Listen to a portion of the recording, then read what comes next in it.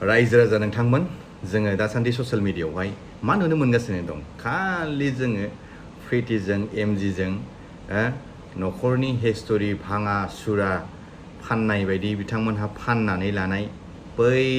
social मिडियायाव खालि बिथांमोननि डायलग बिथांमोननि गाबलाय बिथांमोननि सोंखारिलायनायखौल' जों नुनो मोनगासिनो दं नङा होमब्ला जेखियानो जाया एसार ब्रादारनि बुंनाया नाय बाहेरावनो लानाय जाबाय जोबोर गरमद्रायखाय कर्टनि सिङाव लानाय जायासै दे दानिया बुंदो प्रिटिनि उकिला सोर जाखो आं जाबाय प्रिटिनि उकिल आरो एमजेनि उकिलालाय सोर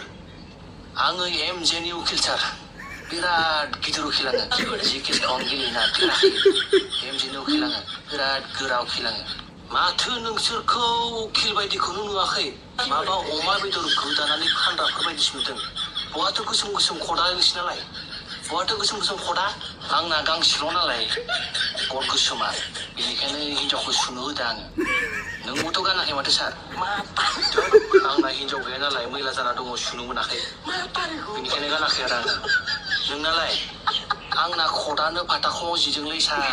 गांसेल' नालाय दर्जिनो होबोदों आङो सुनो थाखाय बेनिखायनो नै गानबोनो मोनासै खदखौ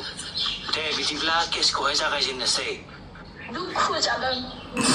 गिखांनाय मोनदों संसारा आंहा थागोन ना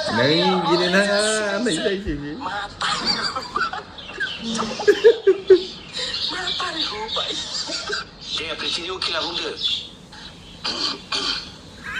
खोथाया जाबाय एमजिआ सासे गुन्दा मानसि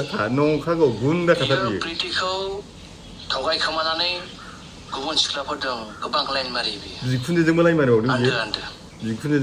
हमजाबायबो दायो बेनिखायनो बियो गुबुन सिख्लाफोरखौ लाइन मारिबाय थानायखायनो सिरि सिरि आन्दो आन्दो बियो गावनि असे हिनजाव प्रिटिखौ अननो हाया एमजिआ सासे लाजि रोङै गुन्दा गाज्रि गोसोनि मानसि एक मिनिट नोंथाङा एमजिखौल' दाय होबाल' जानाय नङा एमजिखौ जोबोद गोरा साजा होनो नांगौ आंनि फारसेनिफ्राय बेखौनो खावलायनाय थाबाय सारनिसिम एमजिआ सासे अनसुला गोसोनि मानसि बियो गासैखौबो सहाय खालामनो आरो अननो मोजां मोनो थांनाय बाराव जि सिख्लाखौ बियो लानानै थांदोंमोन स्टारलिनाखौ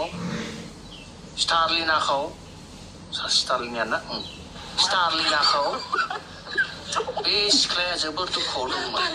दा बेखौ सहाय हिसाबै बिनि दुखुखौ गोजान खालामनो थाखायसो बियो एसे गोजानाव लानानै थांदोंमोन दुखुखौ एसे खमायहोनो थाखाय एमजिआ बेबायदि गाज्रि मानसि नङा मिथिबाय बेनिखायनो एमजिखौ साजा होनाङा प्रिटियासो साजा मोननांगौ दायो जाबाय एडभार्टाइजनि टाइम एडभार्टाइजनि उनाव आरो भिडिअखौ कन्टिनिउस नुनो मोनफिनगोन ओइ एमजे प्रिटिनि पार्ट 1 भिडिअखौ नुनो नुवाखै पार्ट 2 भिडिअखौ नुनो नुवाखै एमजे प्रिटिनि पार्ट 3 भिडिअखौ नुनो नुवाखै पार्ट 4 भिडिअखौ नुनो नुवाखै एमजे पार्ट 4 प्रिटिनि पार्ट 4 भिडिअखौ पार्ट 4 भिडिअबो ओंखारदोंना पार्ट 4 खौ नुनो नुवाखै 5 6 7 8 खैथा ओंखारगोन एमजे हिनजावनि सोमोन्दै एसे खोन्थाहरलाय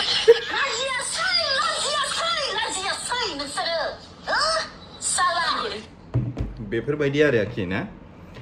ससियेल मिडियायाव ओरैबायदि गोसारबाय थादों एमजि आरो प्रिति बिथांमोनहा गावसोरखौनो बिराद गियानि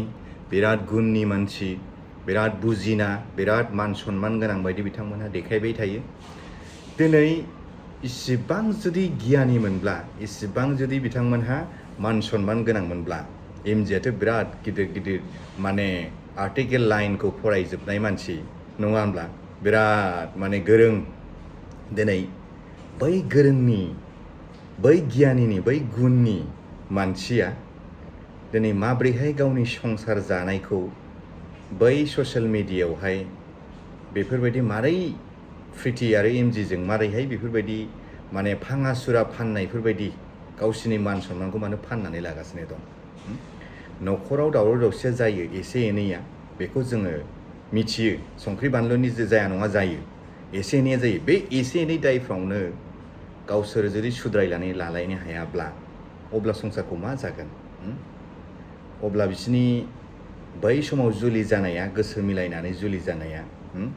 बै समाव गथ' जोनोम होनाया बे गासिबो नंखायजोबसो नामा एमजिआथ' एमजि एक नम्बर बियो गुन्दाखा बेखौ मोनोब्ला रायजो राजाफोर गाफ्रुजोबना होनांगौ बेनिखौ बिराद गुन्दा बियो बिखुनजोजों उन्दुबावबायनो ओमफ्राय दा लास्टआव मा होनैखो बे स्टारलेनाखौ लाना खारनानै गोसो मिलायनानै लाना खारनायानो दा मा जानायखो रेन्डि हिनजावजोंसो गाब्र'दोंनो दिनै प्रिटिया गासिबो ससियेल मिडियायाव फानगासिनो गावखौनो गावनि फिसायखौनो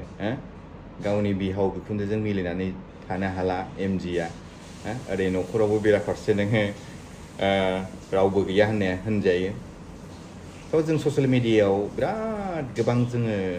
नुबाय नङा होमब्ला खिन्थु बिसिनि बायदि दाङा नाथाबै खालामबाय थानायखौ जोङो नायनो बाबाय आरोखि बिराद अहाबाय जों मानो होनना बुङोब्ला बिसोरो न'खरनि मेथाइफोरखौनो गासिबो ससियेल मिडियायाव दिन्थिनानै लानाय माने बे गावसिनि मान सन्मानखौ जानाय गावसिनि माने गाज्रि थाखो गाज्रि आखुनि